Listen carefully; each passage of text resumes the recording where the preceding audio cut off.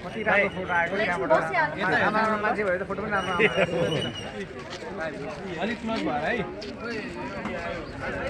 पर्यावरणको पर्यटकीय क्षेत्र र धार्मिक स्थल पनि भएको त्यसको विकासको लागि त्यसलाई हामीले पर्यटन पार्कको रूपमा विकास गर्नको लागि त्यहाँ स्थापना गर्नुपर्ने 5 वटा मानेहरूलाई त्यहाँ व्यवस्थित रूपमा स्थापना गरेर त्यहाँ पार्क बनाउने कुराको लागि कार्यक्रम अगाडि बढाएका थियौँ तर त्यसलाई अपेक्षाकृत रूपमा अहिले पनि कार्यान्वयन गर्न पाइएको छैन। यही आर्थिक वर्षको बजेटमा विशेष गरी सबैभन्दा धेरै सङ्घीय बजेटहरू तारकेश्वर नगरपालिका र नागार्जुन नगरपालिकामा हामीले विनियोजित गर्न सफल भएका थियौँ तर कार्यान्वयन गर्ने बाटोमा अस्तिको 23 र 24 गतिको घटनाको यसलाई रोकिएको छ। सहजमा बनाउन सकिन्छ। प्रत्येक दिन बिहान 10 बजे र बेलुका 4-5 बजेको अवस्था हेर्नुहोस् त यहाँ तारकेश्वर छिर्ने एउटा प्रवेशद्वार 4-5 वटा घरका कारणले कहिले पनि ठुलो बाटो बनाउन सकेको छैन।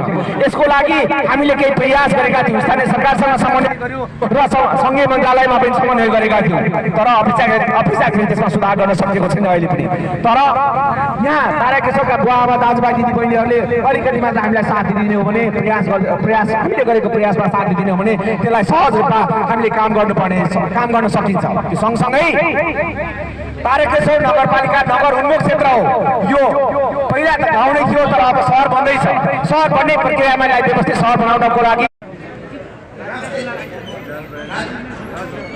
राजु थापाजी पनि आउनु भएको छ, उहाँलाई पनि अगाडि आइदिनु हुन अनुरोध गर्छु।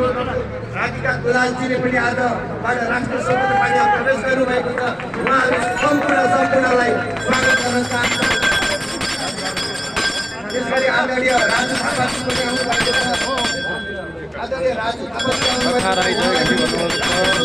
ललित नेटबाट सर हुनुपर्छ। धेरै धेरै यो अभियान हाम्रो अभियान तपाईहरू सबैको आमा बुवा दाजुबहिनी युवाको टुकटुकी राष्ट्रिय स्वतन्त्र अहिलेको आवश्यकता मत बदलाउ ठुलो बदलाउ भन्ने अभियान चाहिँ रोजिना दिदीलाई अनुरोध गर्दछु।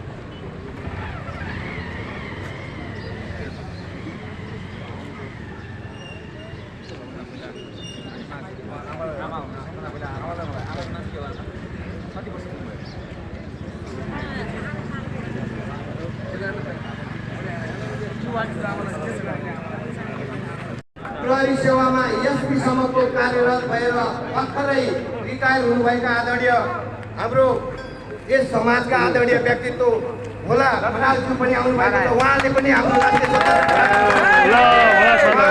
धेरै धेरै स्वागत गर्न चाहन्छौँ।